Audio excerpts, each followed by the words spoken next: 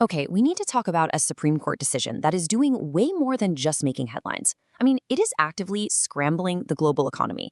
This isn't just some dusty legal ruling, it's a sudden, massive transfer of wealth. Let's dive right in. Just look at this number. $264 billion.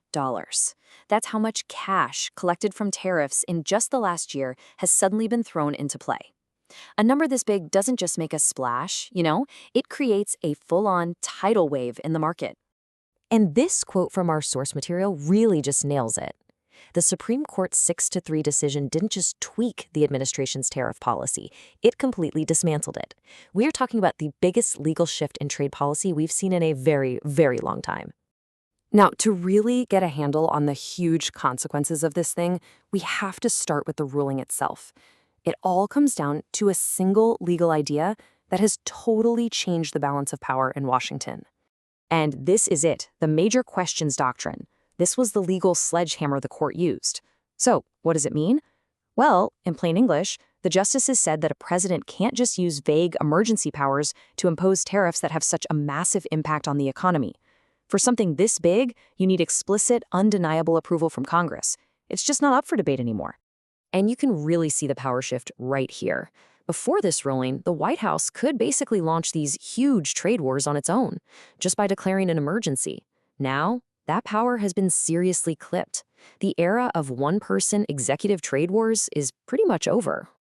All right, let's track the first major economic ripple. That $264 billion, it isn't just some number on a spreadsheet. It's actual cash that now has to be paid back. And this is setting the stage for what could be one of the largest corporate cash injections ever.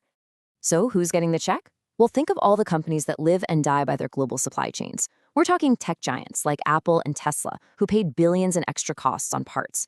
Major retailers like Walmart. Right now, these companies are lining up for absolutely massive refunds, and that money could show up directly on their balance sheets as early as next quarter. The next big thing that happened, almost overnight, was in the currency markets. The US dollar started to weaken. But to understand why, you gotta ask a pretty important question first, right? Why on earth would a tax on imported stuff actually make a country's currency stronger? It feels kind of backwards, but believe it or not, there's a really clear economic chain reaction that was going on. Let me just walk you through it. So, step 1, tariffs make the stuff we import more expensive. Simple enough? Step 2, those higher prices add to inflation across the board. Step 3, to fight that inflation, the Federal Reserve has to keep interest rates high. And finally, step 4, those high interest rates are like a magnet for capital from all over the world. Investors want better returns, so they buy dollars, which pushes the value of the dollar way up. The tariffs were literally acting as an artificial support beam for the dollar.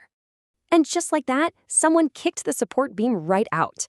With that extra inflationary pressure gone, the premium that was artificially baked into the dollar's price is just evaporating. For currency traders, this is a massive signal. They're seeing this as a huge green light, especially for a comeback for the euro and the Japanese yen. Now, this ruling didn't just make waves in Washington.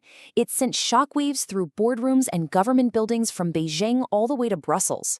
So how is the rest of the world reacting to this? Well, nobody's just going back to the way things were. China is doubling down, making its supply chains in places like Vietnam and Thailand permanent. They're not going back.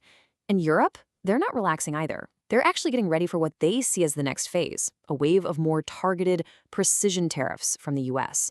So the trade war isn't over. It's just changed. But there is one last, absolutely crucial twist in this story. You see, by solving the problem of a president having too much power, the Supreme Court has accidentally created a brand new, massive problem for the U.S. government itself. Remember that $264 billion refund? Well, about $175 billion of that was from the last fiscal year alone. That is $175 billion in annual revenue for the government that is just vanished. Poof, gone.